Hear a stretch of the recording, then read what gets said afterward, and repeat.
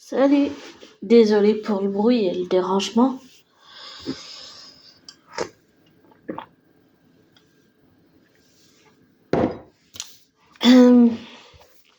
Et pour l'audio si tard, mais j'ai re-regardé une deuxième fois sur le documentaire Taylor Swift Miss Americana, qui est excellent, sur Netflix. Et il est vraiment super, je le recommande. Il est vraiment super, magnifique. En fait, avec un peu plus de recul sur tout ce que j'avais dit la dernière fois, je le pense toujours. J'ai compris que, comment dire ça, sa relation avec Tom Hiddleston, je peux pas, ou Hiddleston, je peux pas. J'ai compris que je pouvais pas la juger parce que j'ai déjà vécu des relations compliquées. Aussi avec des ex, et parce que j'ai écrit aussi des chansons sur des ex. Mais, enfin, sur un ex en tout cas. Mais,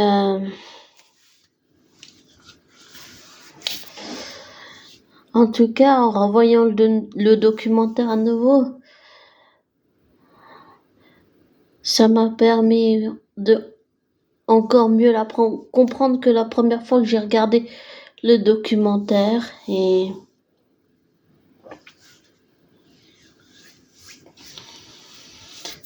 c'est quelqu'un d'extrêmement sensible.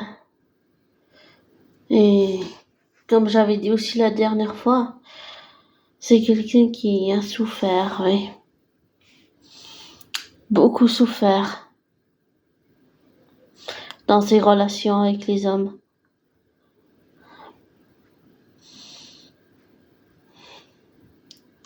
Je me demande si,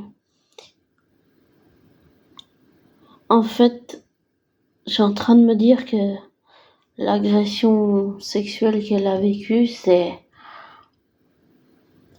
en fait, ça l'a tellement traumatisée qu'elle s'en est pas remis.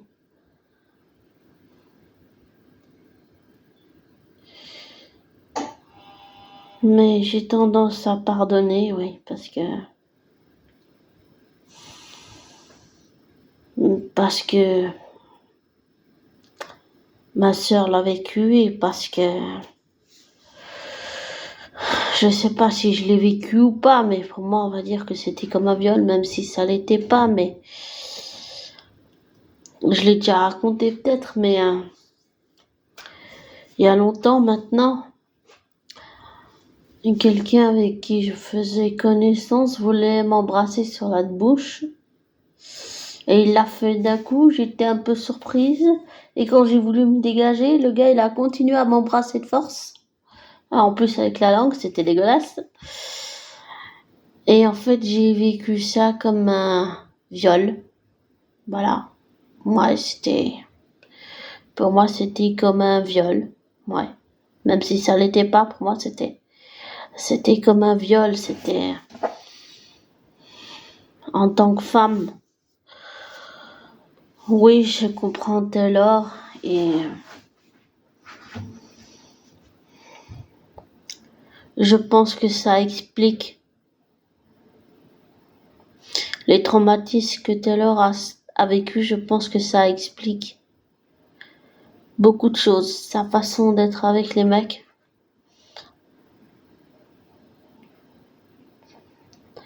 Et j'ai aussi compris que même si ça n'excuse pas, ça se comprend et je pense que ça se pardonne, ouais.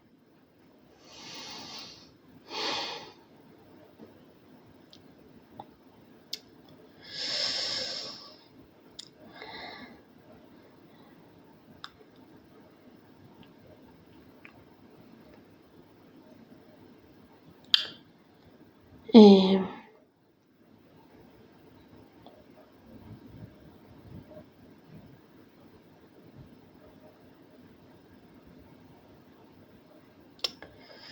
Désolée, c'est un peu délicat comme sujet, mais c'est dur de parler de ce sujet. Ça me fait remonter des souvenirs pas très agréables.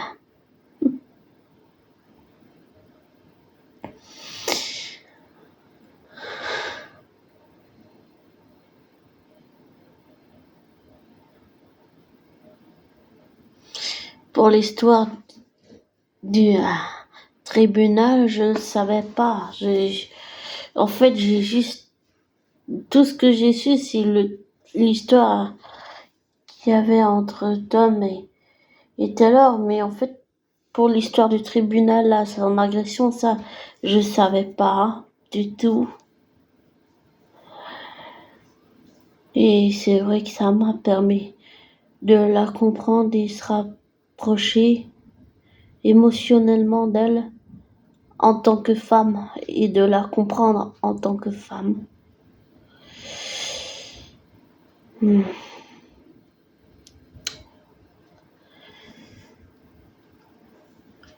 Et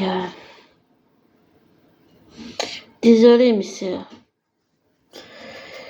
un sujet délicat et difficile et irritant.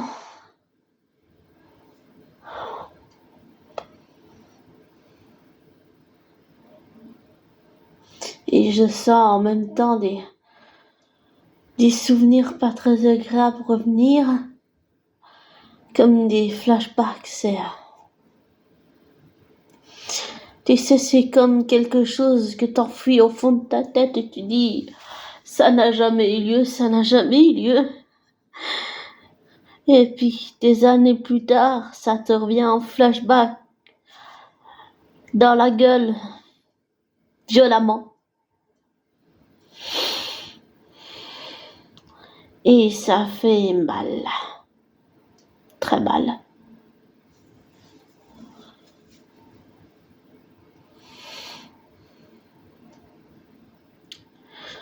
C'est comme si ton cerveau, il supprimait des choses pour te protéger, puis tout d'un coup, des années après, clac, ça te revient comme une claque dans la gueule. Violemment. Vraiment violemment.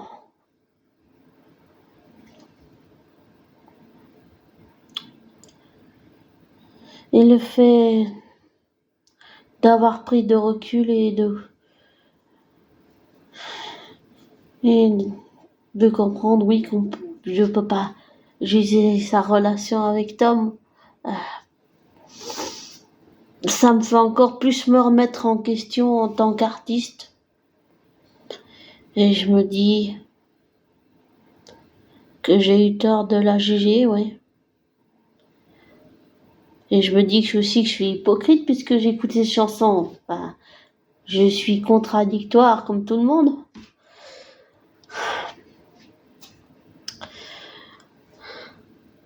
Mais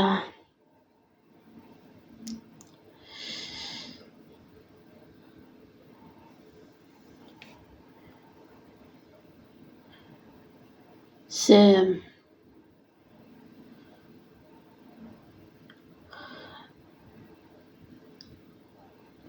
assez sensible comme sujet.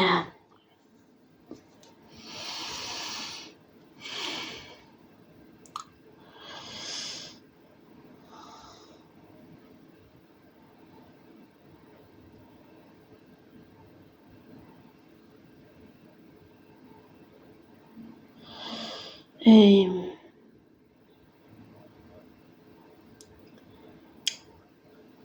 peut-être le fait qu'elle l'ait laissé.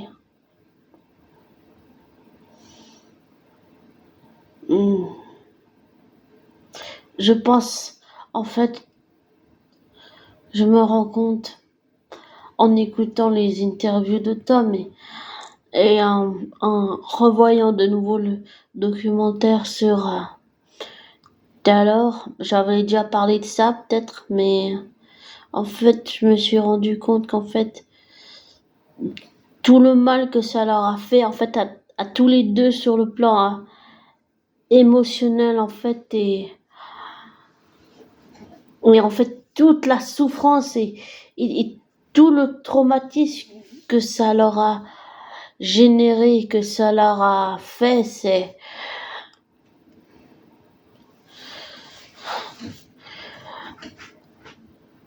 c'est complètement dingue. Oui, j'arrive peut-être pas à m'imaginer, mais en même temps, j'arrive un petit peu parce que, bon, ça remonte il y a longtemps, mais je suis déjà passée à la télé, j'aime pas dire ça, mais je suis déjà passée à la télé dans une interview et je me rappelle d'un éclairagiste sur le plateau télé qui m'a dit, ouais, on parlait de choses et d'autres avec cet éclairagiste et à un moment donné dans la conversation, il m'a dit, ouais, t'as les projecteurs dans la gueule. C'est un peu comme dit Hélène Ségara, tu passes de l'ombre à la lumière, c'est violent, c'est vraiment violent, émotionnellement, c'est violent, je dirais, oui.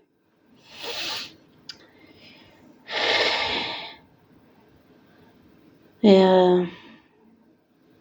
j'ai aussi fait des interviews, je crois, de radio, je sais plus comment, mais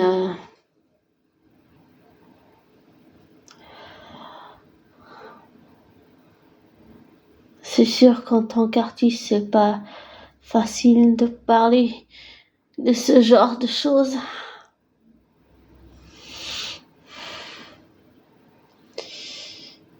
Et en tant que femme et en tant qu'artiste, je me mets à la place de Taylor Swift et Tom Hiddleston et je me rends compte, en tant que femme, à quel point ça lui a fait du mal, à quel point ça l'a tellement atteint. Elle avait des problèmes d'alimentation, enfin des troubles de l'alimentation. En fait, quand tu vis ça, en fait, tu changes parce que les critiques t'atteignent. En fait, tu es quelqu'un que tu n'es pas pour finir par devenir la personne que tu veux vraiment être et pas ce que les gens veulent que toi tu sois. Mais au lieu d'être la personne que les gens veulent que tu sois, tu deviens la personne que toi, en tant que personne, tu veux devenir. En tant qu'artiste, en tant que femme, en tant que chanteuse, en tant que femme, en tant qu'humaine, j'ai envie de dire. Et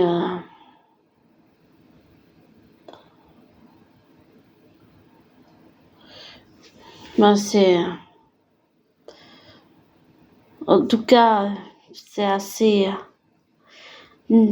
pour l'avoir revu une deuxième fois, c'est assez, on va dire, déstabilisant quelque part, ouais.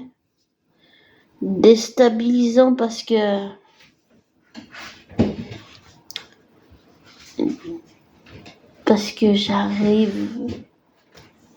parce que t'arrives à te mettre à la place de Taylor et tu te dis qu'est-ce que t'aurais fait si t'avais vécu la même chose qu'elle, la même agression sexuelle ou la même relation avec Tom. Tu te dis en fait qu'est-ce que t'aurais fait? Au niveau du traumatisme, il est tellement important, il est tellement impactant et énorme et ça génère tellement de souffrance. Et je pense que Tom et je pense que j'imagine que Taylor lui a dit pour la chanson, mais même si ça serait bien passé, j'aime beaucoup cette chanson, mais J'aimerais bien savoir ce qu'elle veut dire, parce que je sais qu'en français ça veut dire quelque chose, mais en anglais ça veut dire autre chose. Trouver la vraie traduction de la chanson pour savoir ce qu'elle veut dire exactement. Ça, j'aimerais bien savoir. J'arrive à comprendre des bribes des mots, mais j'ai pas un super bon anglais. I'm sorry. I'm sorry. My English is very bad. I'm sorry. I'm very sorry, my fans. It's just difficult for me.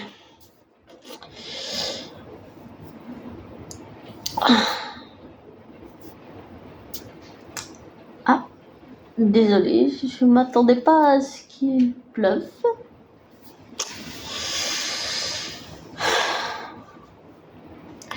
Enfin, c'est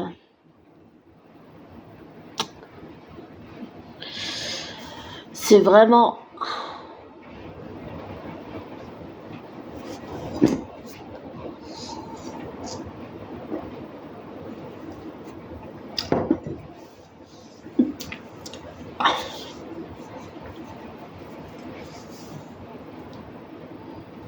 C'est vraiment, je dirais, déstabilisant et c'est vraiment... ça te pousse à te remettre en question quand même en tant que femme, oui, mais surtout, je dirais, en tant qu'artiste, Taylor Swift me pousse à me remettre en question. Peut-être sur le fait de l'avoir critiqué, que je me dis que je suis une hypocrite parce que j'aime ses chansons et que je suis contradictoire comme tout le monde, mais... Pardon. Mais...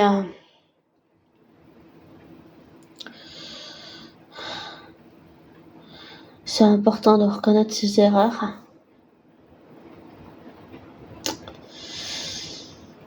Et...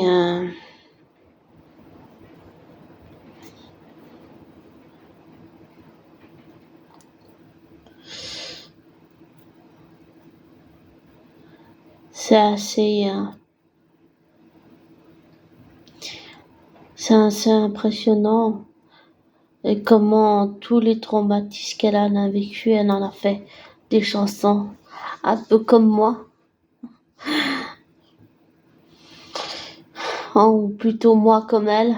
Peut-être que je suis son exemple sans m'en rendre compte, mais j'ai toujours écrit des chansons. Enfin, j'ai commencé... En fait, j'écrivais des chansons à l'époque qui n'avaient pas de sens, qui voulaient rien dire. Et en fait, c'est en écoutant La Lanne que les chansons ont commencé, j'ai commencé à travailler les chansons vraiment, elles ont commencé à prendre du sens de plus en plus, et puis j'ai continué à les travailler, et mon prof de guitare qui est décédé en 2017, je me souviens que la dernière chose qu'il m'a dit à propos de mes chansons, c'est tes paroles sont, on les comprend, on comprend le message, on comprend l'histoire qu'il y a derrière, on comprend le message, qu'est-ce que ça véhicule et qu'est-ce que ça renvoie en fait.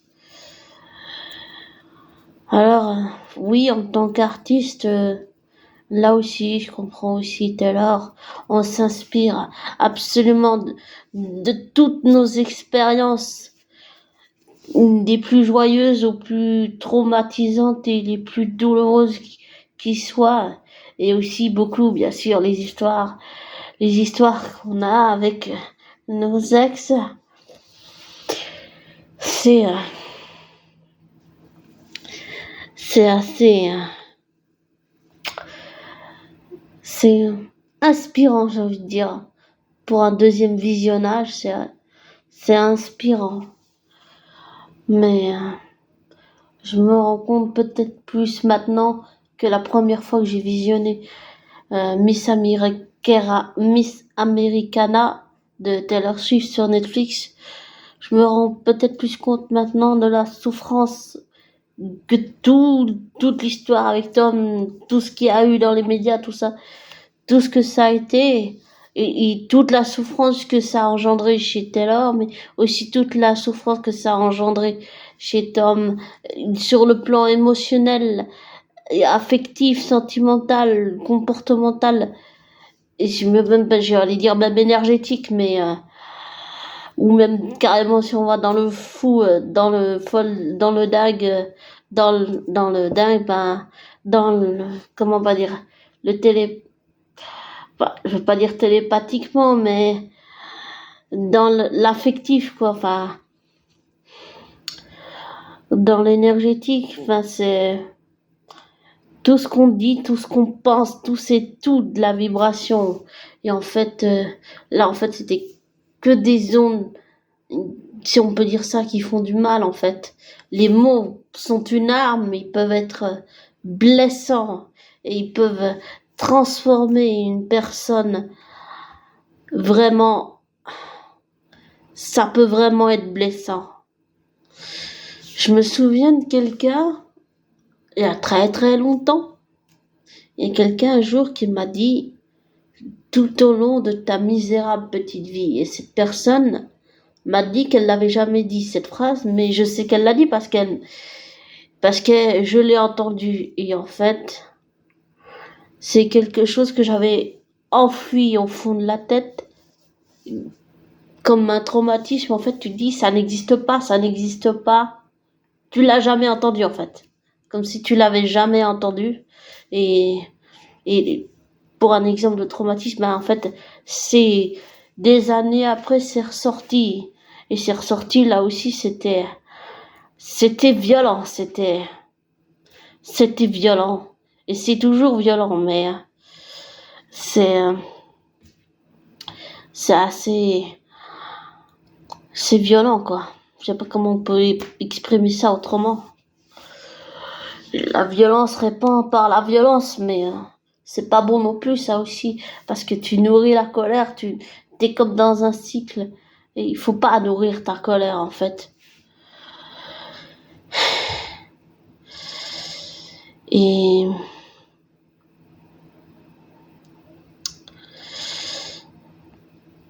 c'est, c'est complètement dingue tout ça. Pour moi, en tant que femme, mais en tant qu'artiste, pour moi, ce qui est dingue, c'est que, avec ce documentaire, Taylor Swift, elle a réussi à me toucher en plein cœur.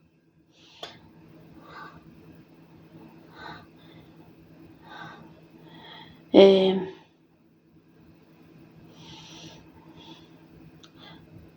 c'est peut-être ça qui m'a fait comprendre que je ne peux pas, et de quel droit j'ai de juger sa relation avec Tom Hiddleston, c'est pas acceptable. C'est leur jardin secret, ça les regarde. Ça ne me regarde pas et ça ne regarde pas le public, ni les médias, aussi comme je citerai Amaziken, les merdias. J'adore dire ce mot, les merdias, parce que même si ils font la promotion des artistes, des fois ils en font aussi des tonnes et toujours pour vendre du papier. Ça m'énerve, ce genre de journaliste, je supporte pas ça. Ça m'énerve. J'aime pas les journalistes comme ça. De merdias qui veulent juste vendre du papier. Ça, je supporte pas.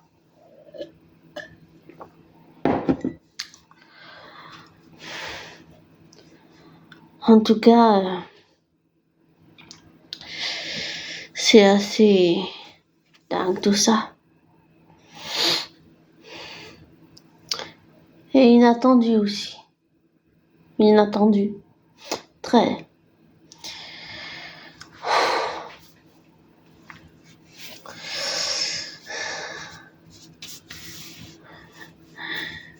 Et j'aimerais juste faire une petite pause et parler d'un autre sujet quelques instants.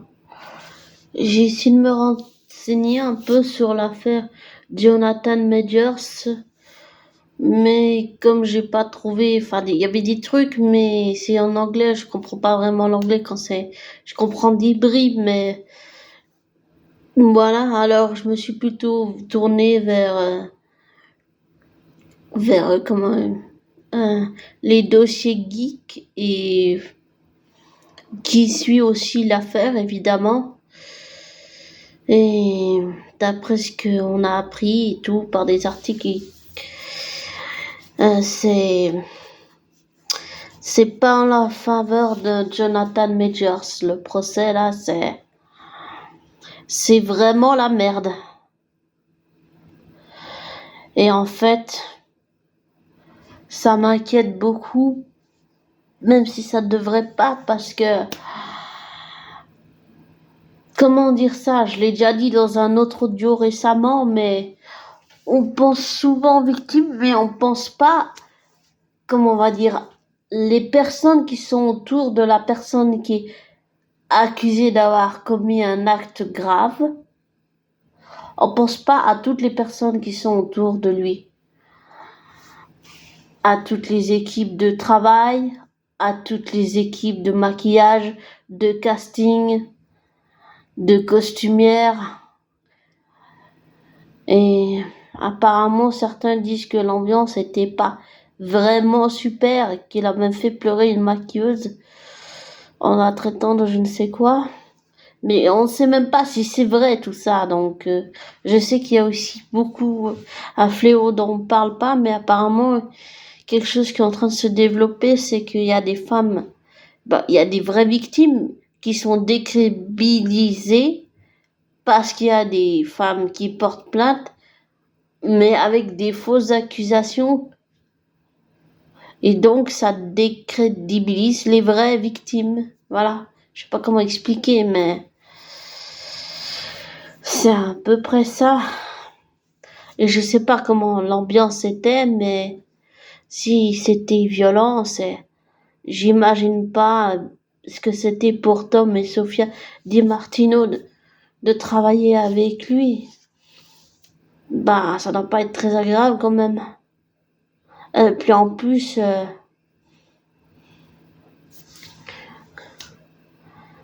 te faire briser émotionnellement, c'est jamais agréable pour l'avoir vécu. Et ma sœur l'a vécu, et j'ai aussi une autre connaissance qui m'a parlé de ça, qui m'a parlé, en fait, cette connaissance, elle m'a parlé, on a parlé plein de choses, et en fait, elle m'a parlé, en fait, cette personne est dans un groupe de chant, et en fait, il y avait une des toutes premières fois, il y avait avant le directeur directrice qu'ils ont maintenant, bien avant dans le passé, en fait, il y avait une directrice et il m'a expliqué exactement comment elle faisait, et j'ai reconnu absolument tous les signes d'une femme perverse, narcissique. Et en fait, quand cette connaissance me racontait ça, c'était un homme brisé, en fait. Je sentais elle l'avait brimé, elle l'avait brisé, en fait. Et oui, c'est pas agréable, ça, c'est jamais agréable. Mais maintenant, on sait pas ce qu'il en est.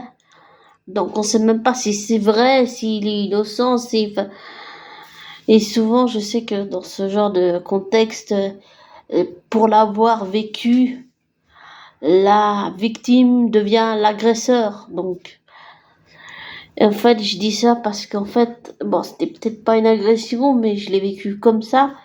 En fait, je travaillais c'était il y a très très longtemps, dans un atelier je travaillais dans un atelier de service de bar, on va dire, servir les gens, les clients. Et en fait, c'était au personnage, évidemment. Et en fait, il y a quelqu'un qui faisait des travaux où j'essayais juste d'être sympa en disant vous voulez quelque chose à boire, comme ça.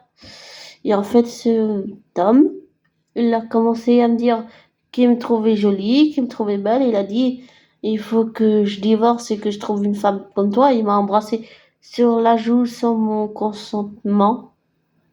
J'étais sidérée. J'ai rien dit du tout.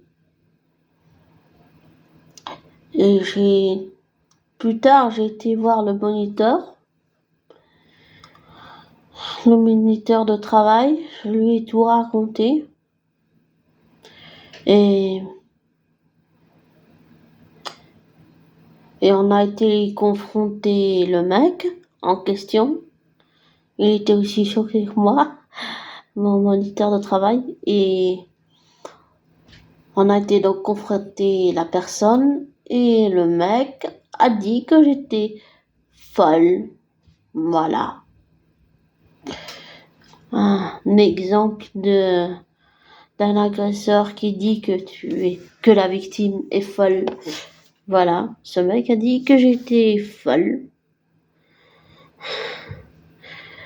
Folle d'avoir dit qu'il m'avait embrassé sur la joue sans mon consentement. Voilà, par exemple. Et finalement, le mec s'est fait... mon moniteur de travail en a parlé à mes parents adoptifs. On a fait une réunion, on a parlé. Et finalement, le mec en question, il a été viré de l'entreprise où il travaillait. Voilà ce qui s'est passé. Et j'en ai jamais, à part les parents et le moniteur en question, j'en ai jamais parlé à personne. Ça doit être la première fois, abonné, que je te dis ce genre de choses, mais oui, c'est arrivé. Et c'est quelque chose que j'ai enfoui et qui est ressorti dernièrement. Et c'était comme une agression, pas sexuelle, mais une agression quand même.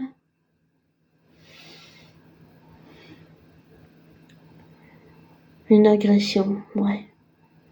Je sais pas s'il était sexuel ou pas. Peut-être qu'il y avait un peu une connotation sexuelle dans l'agression, mais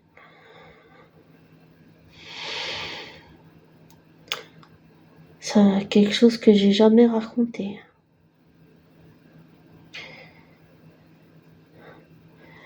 Et donc, pour un exemple d'un agresseur qui dit que sa victime est folle, voilà un exemple dans la vraie vie.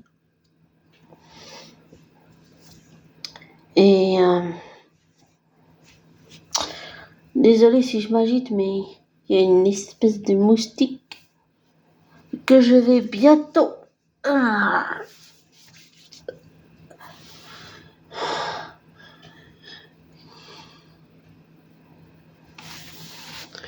que je vais bientôt, j'allais dire, éviter parce que là, il m'agace. Enfin, on va dire que c'est comme ça que les choses se sont passées. Oui, c'est comme ça qu'elles se sont passées, exactement. Et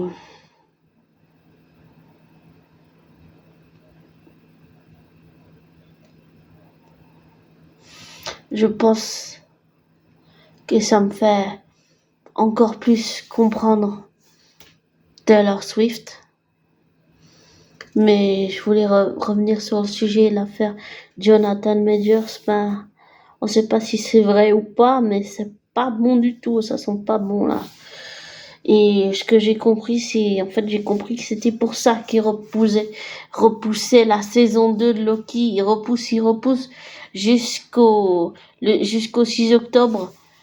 Parce que d'ici là, il y aura eu le jugement, il y aura eu coupable ou non coupable, il y aura eu le procès, il y aura eu les preuves des deux parties. Donc voilà.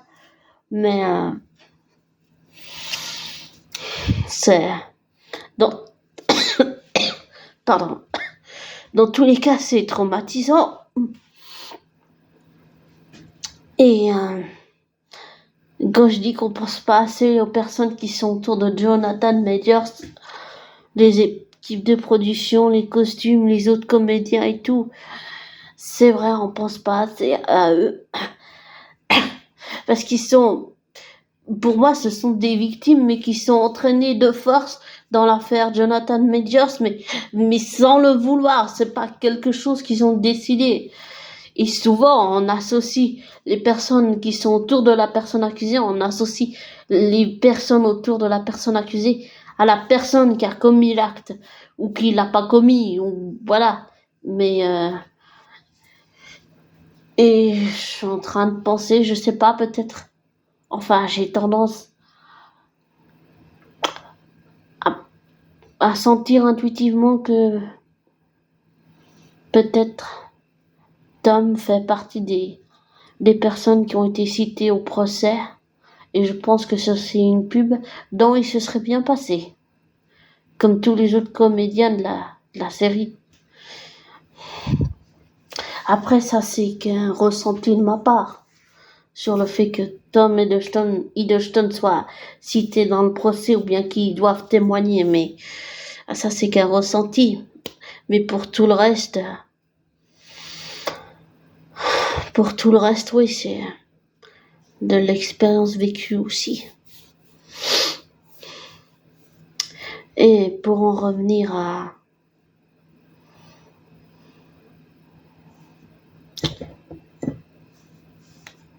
comment ça s'appelle, à Taylor Swift et Tom Hiddleston, je pense que tout ce qui s'est passé,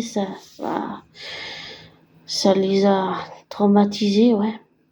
Et j'allais dire, cette histoire d'affaire Jonathan Majors avec le procès, tout ça, j'allais dire, d'une certaine façon, Tom là, il revient à un autre traumatisme avec cette affaire. Oui. Des fois, d'autres traumatismes amènent d'autres traumatismes, et puis ça rappelle encore d'autres traumatismes quand tu as vécu dans l'enfance, ça te rappelle des choses qui sont vraiment super dures. Vraiment, j'allais dire qu'ils sont horribles. Horribles sur le plan émotionnel, c'est horrible. Oui. Parce que émotionnellement, ça fait pas du bien du tout.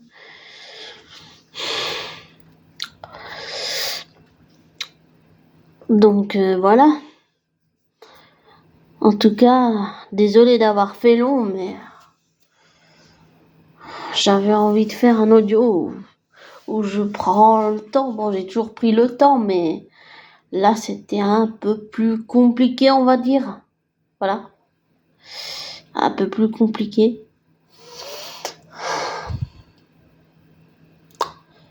Et surtout que les agressions sexuelles, c'est un sujet sensible, et j'essaie aussi, pour avoir écouté des témoignages, qu'il y a aussi des hommes qui sont victimes de violences, qu'il y a aussi des hommes qui se font violer, qu'il y a aussi des hommes qui se font agresser sexuellement et qui sont victimes de violences, qu'on condamne au silence et qui peuvent rien dire, et ils ont besoin de parler, ils ont besoin d'être écoutés.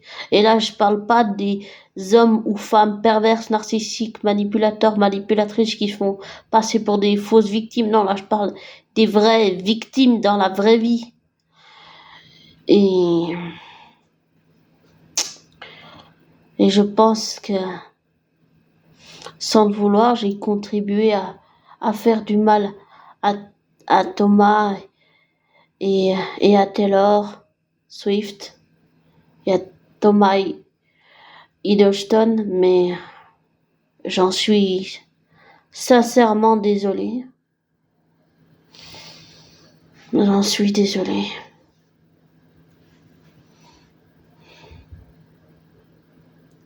Et je le regrette sincèrement. Ouais. Et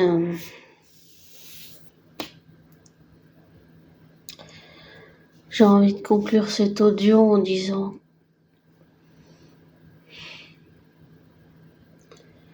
advienne que pourra, on verra. On ne sait jamais ce que la vie réserve.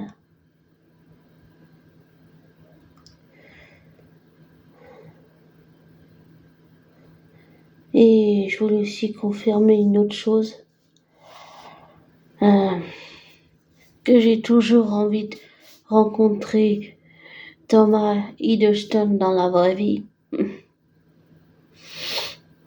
Mais aussi que je me rends compte à quel point les médias, ou les merdias comme je citerai à Maziken que j'adore, super youtubeuse, que les merdias, ils amplifient toujours tout. Et c'est très mauvais. Ça nourrit l'énergie négative. C'est pas bon de rester enfermé dedans. C'est pas bon du tout. Pas bon du tout.